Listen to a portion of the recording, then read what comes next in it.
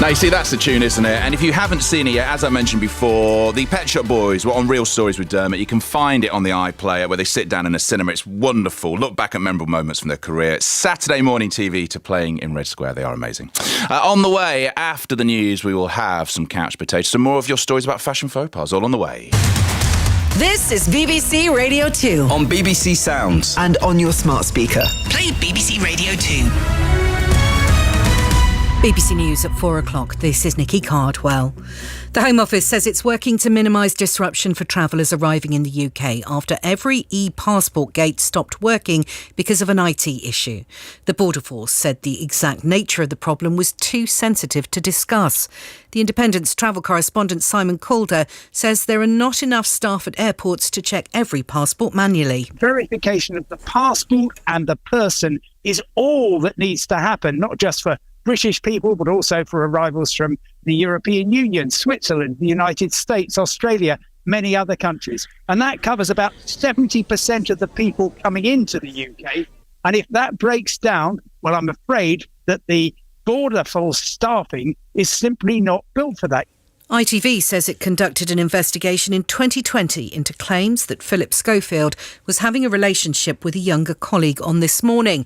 The broadcaster says both men repeatedly denied it, and they found only rumour and hearsay. Mr Schofield left the network yesterday after admitting that he'd had an affair with a colleague. In the past few minutes, Cumbria Police have announced that the body of a 15-year-old boy has been recovered from the River Eden in Carlisle. Emergency services were called to the area yesterday afternoon after a group of 4 teenagers got into difficulties. One boy remains in a critical condition in hospital. The 2 candidates to be Turkey's next president have warned against complacency ahead of tomorrow's runoff election. The country's long-term Islamist leader, Recep Tayyip Erdogan, is expected to hold on to power ahead of his secular rival, Kemal Kılıçdaroğlu.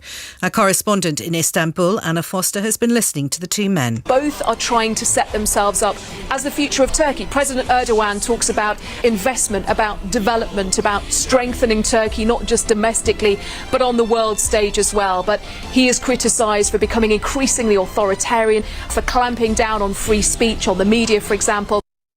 A TikTok star from South London has been remanded in custody for breaching a court order that was imposed earlier this week. On Wednesday, Bakari Bronze Ogaro, better known as Mizzy, was told he could not post any videos on social media without the consent of the people featured. He denies the charges. In the next hour, the Championship final will kick off at Wembley with Coventry City and Luton Town battling for a place in the Premier League. Coventry were relegated from the top flight in 2001. Luton are trying to return to the top tier of English football for the first time since 1992.